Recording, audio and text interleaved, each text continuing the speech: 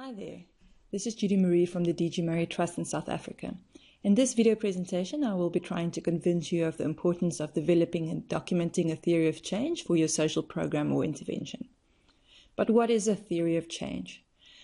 Basically, a theory of change explains our ideas or assumptions of how change is expected or supposed to happen. And since this presentation is part of a monitoring and evaluation resource website, I should also mention that it can be very difficult to interpret the results of an evaluation without any program theory, as I will illustrate in a moment.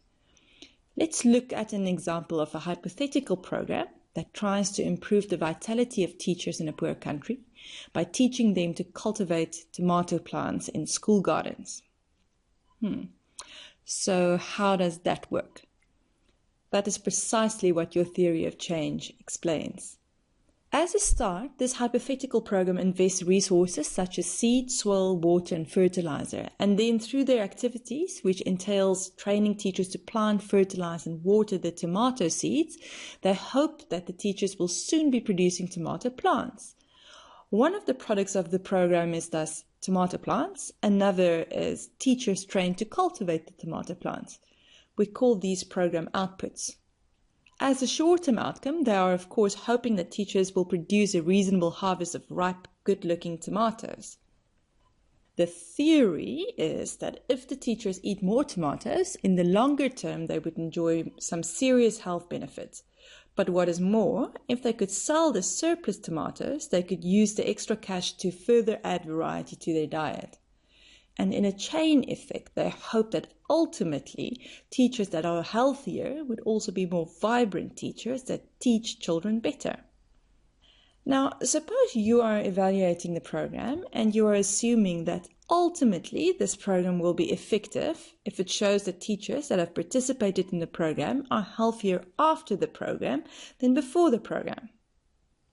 Now, that assumption would of course be correct. So you don't give a lot of attention to how the program is supposed to work in theory. You decide to cut to the chase and to assess the teacher's level of health before and after the program. And then, since you found no difference in the health of the teachers before and after their participation, you conclude that the program is ineffective. You have evaluated, but it has not been a very helpful evaluation, and it leaves the program staff with nothing but a sense of failure. You have failed to answer a very important question. Why is the program ineffective? Is it because the idea is not viable?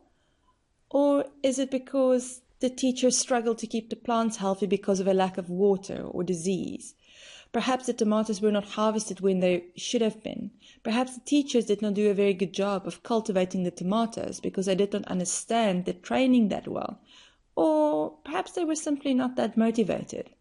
The list goes on.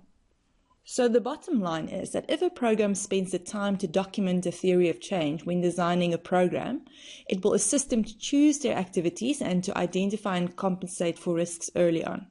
For example, as part of your theory of change, you will identify some of your underlying assumptions. For the hypothetical program, one of these assumptions would have been that there is adequate water supply to the school gardens. Making a point of it will ensure that the program staff are aware that this is a key factor for success, and possibly this will lead them to develop site assessment procedures before they start implementing at a site. If they design their monitoring and evaluation system to collect information on all the different aspects of their theory of change, their evaluations will not only tell them whether their program was effective or not, it will also tell them why this is the case. So we hope that this video has convinced you that documenting the theory of change for your program is an essential activity. You can also read and download or print the text for this video on the Growing Confidence website.